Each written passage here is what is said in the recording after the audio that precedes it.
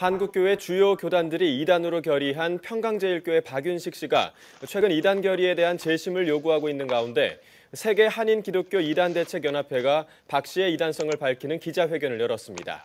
세계 한인 기독교 이단 대책 연합회 이단 연구위원장 이영호 목사는 박윤식 씨에 대한 연구 보고서를 통해 박 씨의 사상을 객관적으로 분석해 밝힘으로써 더 이상 한국교회 목회자들이나 성도들이 오해하지 않길 바란다며 이번 연구의 취지를 밝혔습니다. 이 목사는 박 씨의 씨앗 속임 사상과 이미 지금 시채널에서 이렇게 보도가 된 것인데 씨앗 속임은 무엇입니까? 계속 살펴보겠습니다. 인간의 죄가 피를 통해 유전된다는 인간의 죄가 피를 통해서 유전될까요? 아담이 죄를 졌을 때 그 피가 더러워진 것일까요? 결코 그렇지 않다는 겁니다. 그런데 그러한 사상을 전하는 사람이 통일교 문선명, 박태선의 전도관, 그리고 그 계열의 또 박윤식 목사라 불리는 그 평강제일교회 그 거짓 선생인 그런 사상의 영향이 지금 누가 또 갖고 있느냐? 오륜교회 김은호 목사라고 하는 사람이 가지고 있다는 것입니다. 혈통 유전설을 예로 들며 이는 전형적인 이단 사상으로 박 씨가 통일교와 전도관에 속해 있었다는 사실을 알 수 있다고 설명했습니다. 또 박 씨가 최근 발간한 구속사 시리즈에 대해서는 자신의 이단성을 감추기 위해 건전한 정통교회 목회자인 것처럼 홍보하고 있다며 한국교회와 성도들의 주의를 당부했습니다. 한편 박 씨 측은 지난 15일 성명을 내고 한국기독교총연합회에 대해 억울하게 이단으로 정죄된 자신에 대해 빠른 시일 내에 시시비비를 가려달라고 요청한 바 있습니다. 만일에 예수님이 여러분 남자와 여자와의 관계를 통해서 왔다고 한다면 그 피는 오염된 피죠. 지금 여기서 뭐라고 합니까? 만일에 예수님이 남자와 여자와의 관계를 통해서 왔다고 하면 그 피는 오염된 피다. 이것이 지금 잘못된 발언입니다.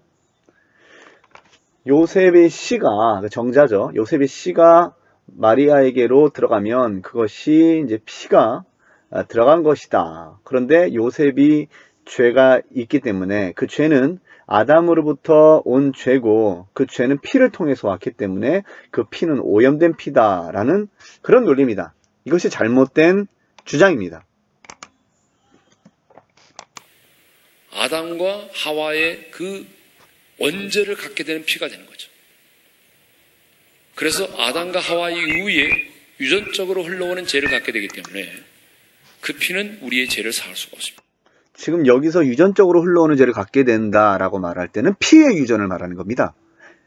그러니까 아담의 대표적 전가의 대표성을 말하는 그 전가를 말하는 것이 아니고 피가 불결하다 혹은 피가 깨끗하다라는 그런 논점으로 나아가는 겁니다.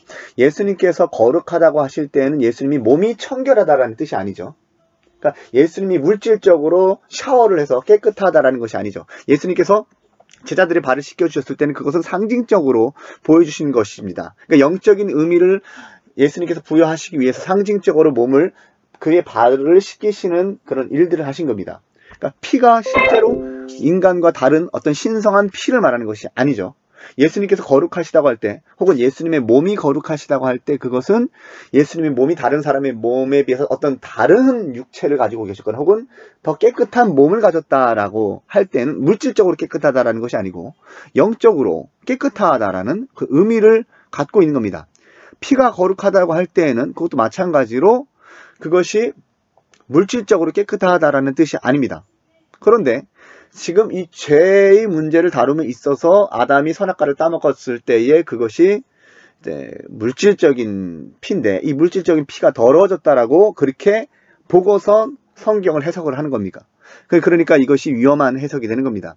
그래서 그 피가 더럽기 때문에 그 피를 이어받은 후손들은 다 더러운 후손들이고 죄에 오염된 후손들이다라는 논리로 나아가게 되는 겁니다. 그래서 예수님은 성령으로 잉태돼서 여자의 자궁만을 빌려서 이 땅에 오셨습니다.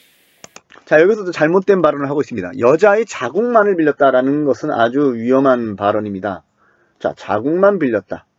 그러니까 피와 살을 예수님이 마리아로부터 받았다. 마리아로부터 인성을 받기 위해서 그 마리아로부터 영양분을 받았다라고 그렇게 설명이 되어져야 되는데 자궁만을 빌렸다라고 하면 마치 성령께서 그를 영양분을 주입시켜 준 것처럼 될 수가 있습니다. 그러면은 예수님의 인성은 사라지게 됩니다. 그러나 예수님은 마리아의 인성을 그대로 물려받았습니다. 그래서 우리가 추측하건대 예수님께서는 마리아를 닮았다라고 생각해 볼 수가 있습니다. 그러니까 요셉은 외형적으로 닮지 않았지만 마리아의 인간성, 인성을 그대로 물려받았기 때문에, 그러니까 완전한 신이시면서 완전한 인간이다라는 것을 규명을 할 때에는 마리아의 인성, 다윗의 후손으로 오신다고 누가복음 3장에 그 족보가 나오죠. 그래서 마리아 계열의 족보로 오는 그 누가복음 3장 계통을 따라서 결국 그 예언이 성취될 때에 예수님께서는 마리아를 통해서 이렇게 오는 것이 곧 이제 인간으로서의 그 다윗의 혈통에서 오셨다라고 하는 예언이 성취가 되는 것입니다. 그래서 로마서 1장 3절에 보면은 그의 아들에 관하여 말하면 육신으로는 다윗의 혈통에서 나셨고 라고 이렇게 기록이 됐을 때에 이것은 마리아를 통해서 오는 그 다윗의 혈통, 물론 법적으로는 요셉의 혈통도 맞습니다. 그러나 실제로 관계적인 측면에서 봤을 때는, 생리적인 측면에서 봤을 때는 요셉의 친자라고 볼 수는 없죠. 그러나 법적으로는 친자가 됩니다. 그러나 이제 여기서 우리가 봤을 때에 엄밀하게는 마리아의 계통으로 우리가 왔다. 그리고 마리아의 영양분과 그 살과 연합한 그 인성을 취하셨다라고 우리가 그렇게 이해를 해야 됩니다. 그러나 김문호 목사라고 불리는 사람은 계속해서 잘못된 주장을 하고 있는데 그것이 바로 혈통 유전설을 주장하는 겁니다. 이것은 박태선, 전도관의 박태선 계열에서, 그리고 문선명, 통일교회 문선명 계열에서 이러한 주장을 해서 많은 신도들이 미혹을 당했고 오늘날까지 이 영향이 있기 때문에 일반적인 신도들은 이러한 강론이 뭐가 잘못됐나 이렇게 생각을 하게 됩니다. 그러나 이것은 매우 위험한 그런 강론이 되는 것입니다. 그러니까 예수님은 인간이 되셨고 오염되지 않는 정결한 피를 가지고 계셨고, 그래서 예수님이 십자가상에서 우리 죄를